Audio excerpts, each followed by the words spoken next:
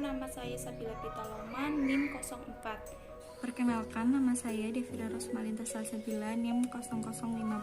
Nama saya Erku Sumadewi, NIM 18020040019. Perkenalkan, nama saya Indah Kasikiani, NIM 18020200426. Perkenalkan, Kak, saya Sabina Ayu Anakasya Putri, NIM 1802029. Kami dari kelompok 1 akan mempresentasikan tentang indeks saham dan saham. Definisi: saham merupakan produk dari pasar modal, di mana saham merupakan penyertaan modal dalam kepemilikan atau suatu perseroan terbatas atau PT, atau yang biasa disebut emiten. Dalam saham dikenal istilah indeks harga saham. Indeks harga saham adalah suatu indikator yang menunjukkan pergerakan harga saham saat ini, dan indeks berfungsi sebagai indikator tren pasar, dalam artian bahwa pergerakan indeks menggambarkan kondisi pasar pada suatu saat, apakah pasar sedang aktif atau lesu. Tujuan dan manfaat harga saham atau indeks saham ialah yang pertama, mengukur sentimen pasar, yang kedua, dijadikan produk investasi pasif seperti reksadana, indeks, dan ETF indeks, serta produk turunan. Yang ketiga, benchmark bagi portofolio aktif.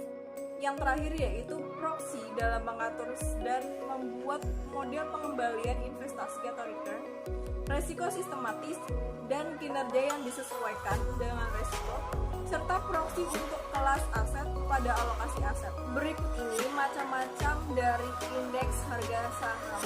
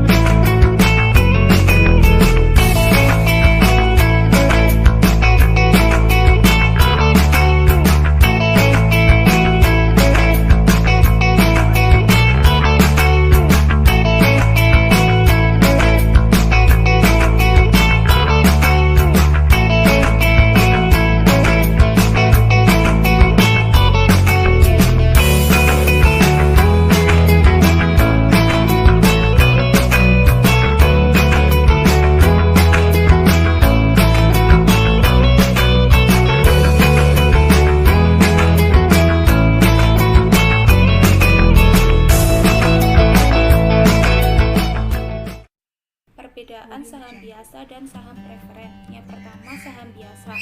Saham biasa adalah sebuah sertifikat atau piagam yang mempunyai fungsi sebagai bukti atas kepemilikan suatu perusahaan, termasuk aspek-aspek penting dalam perusahaan.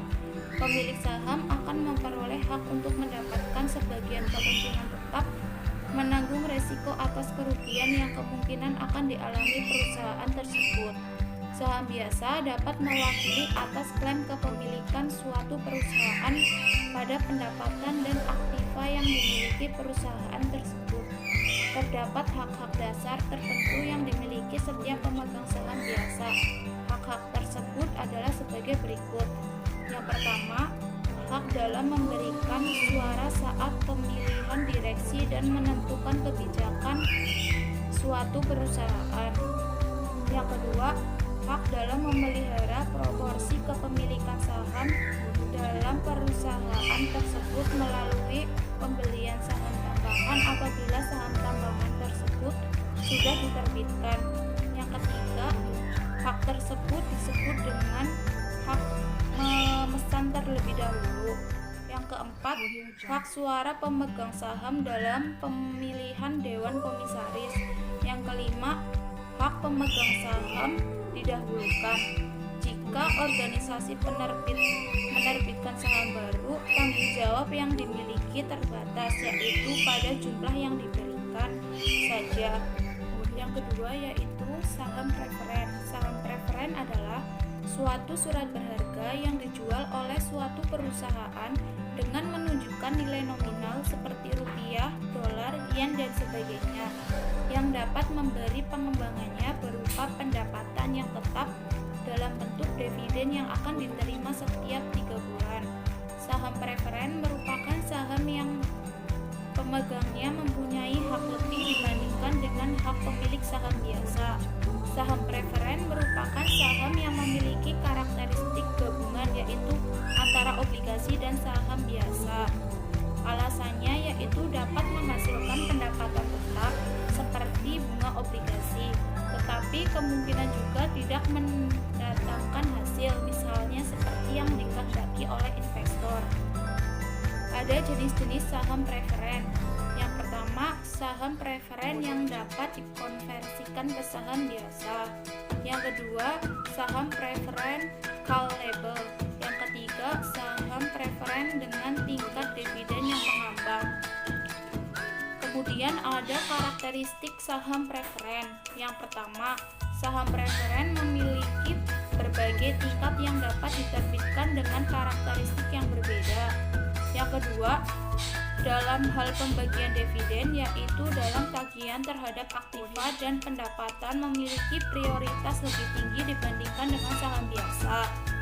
Yang ketiga, apabila dividen kumulatif dari periode sebelumnya belum terbayar, maka dapat dibayarkan pada periode berjalan dan lebih dahulu dari saham biasa. Yang keempat, saham preferen termasuk dalam konvertibilitas atau dapat ditukar menjadi saham biasa dengan syarat jika kesepakatan dibentuk antara pemegang saham dan organisasi penerbit. Lalu selanjutnya yaitu metode perhitungan indeks harga saham. Yang pertama, indeks harga saham individu. Secara sederhana, rumus untuk menghitung indeks harga saham adalah indeks harga saham atau yang disingkat IHS sama dengan kurung buka HT atau harga pada waktu yang berlaku per HO atau harga pada waktu dasar kurung tutup dikalikan 100%. Lalu yang kedua ada indeks harga saham gabungan. Situasi pasar secara umum baru dapat diketahui jika kita mengetahui indeks harga saham gabungan. Untuk perhitungan indeks harga saham gabungan ini, caranya hampir sama dengan menghitung indeks harga saham individual, tetapi harus menjumlah seluruh harga saham yang tercatat. Rumus untuk menghitung indeks harga saham gabungan atau IHSG adalah IHSG sama dengan kurung buka total harga semua saham pada waktu yang berlaku dibagi total harga semua saham pada waktu dasar kurung tutup dikalikan 100%. Kedua cara di atas dalam menentukan baik indeks harga saham individual maupun indeks harga saham gabungan merupakan cara yang sederhana atau tertimbang. Indeks tertimbang merupakan indeks yang mempertimbangkan faktor-faktor yang akan mempengaruhi naik turunnya angka indeks tersebut. Besar kecilnya bobot tergantung dari besarnya pengaruh perubahan harga saham tersebut mempengaruhi keseluruhan harga saham yang ada. Saham yang berperan kecil dalam mempengaruhi pasar akan diberi bobot kecil. Metode perhitungan angka indeks menurut Last Payers dan Pasche menggunakan faktor timbangan yang berbeda. Last Payers mendasarkan pada jumlah saham pada waktu dasar, sedangkan Pasche menggunakan jumlah saham pada waktu yang berlaku. Pembobotan saham dipengaruhi oleh jumlah saham yang didaftarkan oleh perusahaan. Semakin besar jumlah saham yang didaftarkan, semakin besar pula bobotnya. Biasanya dengan besarnya jumlah saham yang didaftarkan, saham ini akan semakin liquid dalam perdagangan atau transaksi. Jumlah saham yang dipakai pada saat waktu dasar didasarkan pada saat perusahaan melakukan go public atau melakukan emisi perdana. Kalikan jumlah semua saham yang beredar pada waktu dasar kurung tutup dikalikan 100. Jika diperbandingkan, sebenarnya dilihat dari segi praktis, rumus yang dikemukakan oleh Mas Peirce lebih baik karena bobot yang dipakai tidak berubah. Tetapi secara teoritis kurang baik karena yang berpengaruh terhadap harga sebenarnya adalah jumlah saham pada waktu yang berlalu. Sebaliknya, secara teoritis rumus Paasche sangat baik karena perubahan jumlah saham diperhitungkan pengaruhnya terhadap perubahan harga, tetapi segi praktis cukup sulit diterapkan. Untuk menjembatani kedua rumus di atas, baiklah Peirce maupun Paasche, maka ada dua rumus lain yang digunakan untuk menghitung indeks harga saham gabungan, yaitu menurut Irving-Fisher dan Groves. Rumus Irving-Fisher yaitu IHSG atau indeks harga saham gabungan sama dengan IHSGL atau indeks harga saham gabungan menggunakan rumus Peirce dikalikan IHSGP atau indeks harga saham gabungan menggunakan rumus Paasche. Lalu selanjutnya rumus indeks harga saham menurut Groves yaitu IHSG atau indeks harga saham gabungan sama dengan kurung buka indeks harga saham gabungan menggunakan rumus Peirce atau IHSGL ditambah IHSGP atau indeks harga saham gabungan menggunakan rumus Paasche kurung tutup dibagi 2. Berikut ini contoh soal perhitungan indeks harga saham. 1. Contoh kasus indeks individual saham. Indeks individual saham merupakan suatu nilai yang berfungsi untuk mengukur kinerja suatu saham tertentu. Contoh, Bank BNI menerbitkan saham dengan harga perdana Rp850. Hari pertama diperdagangkan di Bursa Efek Jakarta ditutup dengan harga Rp1.250. Berapa nilai indeks individual saham Bank BNI pada harga tersebut? SI sama dengan PS per PB, PS sama dengan harga pasar saham, PB sama dengan harga dasar saham, SI sama dengan stok individual saham. SI Bank BNI pada pasar perdana adalah SI sama dengan 850 per Rp850 sama dengan 1 atau 100%. SI Bank BNI pada hari pertama pencatatan, SI sama dengan Rp1.250 per Rp850 sama dengan 1,47058 atau 147,058%. Stok individual saham Bank BNI adalah 147,058%. Berarti saham Bank BNI mengalami kenaikan dari 100% menjadi 147,058% atau naik 47,058% atau 47,058 poin. 2. Contoh kasus indeks saham gabungan. Tentukan indeks harga saham gabungan di mana perhitungan didasarkan pada dua jenis saham yaitu saham bermuda dan saham bertua. Hari dasar ditentukan 29 Juni 1996. Pada hari itu saham bermuda ditutup dengan harga Rp1.175, sedangkan saham bertua ditutup dengan harga Rp1.000. Jumlah saham bermuda adalah 4.340.128.000 lembar, sedangkan saham bertua berjumlah 27.400.000. Data per tanggal 29 Juni 2006. Keterangan, harga pasar bermuda Rp1.175, bertua Rp1.000, harga dasar Rp1.175, bertua Rp1.000. Jumlah lembar saham bermuda 4.340.128.000, bertua 27.400.000. Indeks harga saham gabungan sama dengan Rp1.175 dikali 4.340.128.000 ditambah Rp1.000 dikali 27.400.000 sama dengan 100%.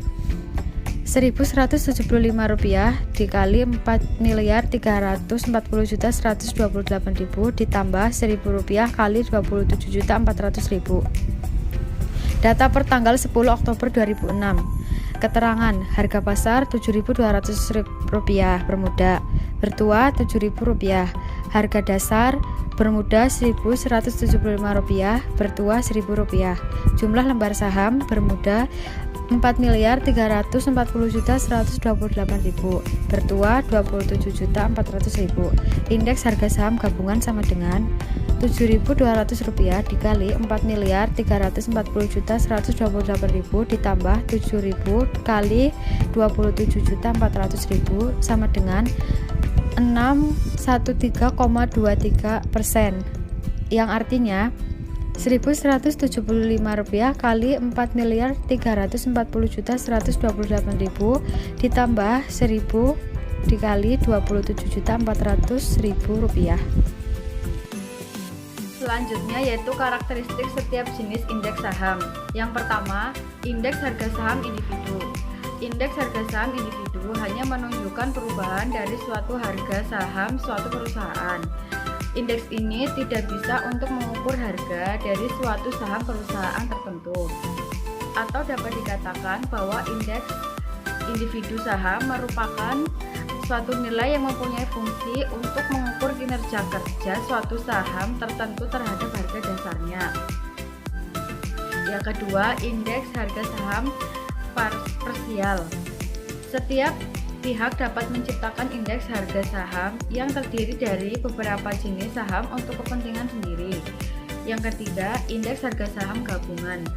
Indeks harga saham gabungan atau IHSG akan menunjukkan pergerakan harga saham secara umum yang tercatat di Bursa Efek. Indeks inilah yang paling banyak digunakan dan dipakai sebagai acuan tentang perkembangan kegiatan di pasar modal. IHSG ini bisa untuk menilai situasi pasar secara umum atau mengukur apakah harga saham mengalami kenaikan atau penurunan. Indeks harga ini melibatkan seluruh harga saham yang tercatat di bursa.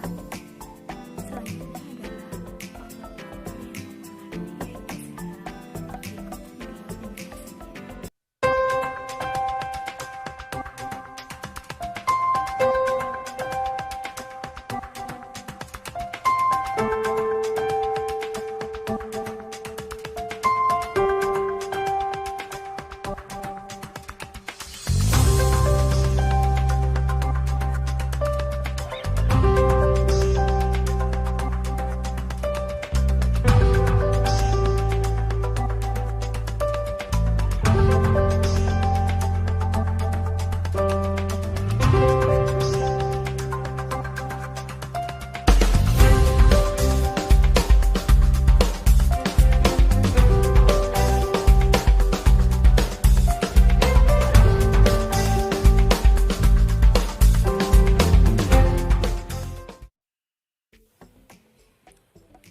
Selanjutnya adalah permasalahan antara dividen saham dan dividen tunai. Yang pertama, dividen saham. Menurut para ahli adalah pembagian lembar saham kepada para pemegang saham. Pengaruh dividen saham terhadap ekuitas pemegang saham dan perusahaan yang menerbitkan saham adalah memindahkan laba ditahan ke modal disetor. Di sini saya akan memberikan satu contoh, yaitu diasumsikan akun ekuitas pemegang saham milik PT Manajemen Keuangan Development per 15 Maret 2019 adalah sebagai berikut. Saham biasa nilai nominal sebesar 20.000 atau 2 juta lembar saham diterbitkan sama dengan 40 miliar rupiah. Agio saham biasa berjumlah 9 miliar rupiah. Laba ditahan sebesar 26,6 juta miliar rupiah. Pada tanggal 15 Maret 2019, Dewan Direksi mengumumkan dividen saham sebesar 5% atau 100.000 lembar atau 2 juta lembar kali 5% untuk diterbitkan pada tanggal 10 April 2019 kepada para pemegang saham yang dicatat pada tanggal 31 Maret 2019. Akun dividen saham yang dibagikan terdapat di bagian modal disetor di neraca. Dengan demikian, pengaruh pengaruh dividen saham adalah memindahkan laba ditahan sebesar 3,1 miliar kemudian disetor. Yang kedua, saya akan menjelaskan tentang dividen tunai atau cash dividend. Dividen tunai adalah pembagian pendapatan secara tunai oleh perusahaan kepada pemegang saham. Ada 3 kondisi yang harus dipenuhi sebuah perusahaan untuk membayar dividen tunai, yaitu: pertama, jumlah laba yang ditahan memadai. Yang kedua, jumlah kas yang memadai. Yang ketiga, tindakan formal yang dilakukan oleh Dewan Direksi. Saya akan memberikan contoh sebagai berikut. Diasumsikan pada tanggal 1 Maret 2019, Dewan Direksi PT Ontang Anting Jaya Raya mengumumkan dividen tunai kuartal berikut ini. Tanggal pencatatan terjadi pada tanggal 10 Maret 2019 dan tanggal pembayaran pada tanggal 2 April 2019. Saham Prevent nilai nominal sebesar 100.000 dan 5.000 lembar saham beredar. Dividen lembar per sahamnya berjumlah 2.500, sedangkan total dividennya Rp12.500.000. Yang kedua, lembar saham biasa, nilai nominal sejumlah 10.000 dan 100.000 lembar saham beredar. Total dividen per sahamnya Rp300, sedangkan total dividennya Rp30 juta. Contoh pembagian dividen tunai. PT Ontang Anting Jaya Raya mencatat kewajiban dividen sebesar Rp42.500.000 pada tanggal pengumuman, yaitu 1 Maret 2019 sebagai berikut. Dividen kas terletak di debit sebesar Rp42.500.000. Sedangkan utang dividen kas terletak di kredit sebesar Rp42.500.000. Tidak ada jurnal yang perlu dibuat pada tanggal pencatatan 10 Maret 2019 karena pada tanggal tersebut perusahaan hanya menentukan pemegang saham mana yang akan menerima dividen. Pada tanggal pembayaran 2 April 2019, perusahaan mencatat pembayaran dividen tunai sebesar Rp42.500.000 sebagai berikut. Utang dividen kas terletak di debit sebesar Rp42.500.000, sedangkan kas terletak di kredit sebesar Rp42.500.000.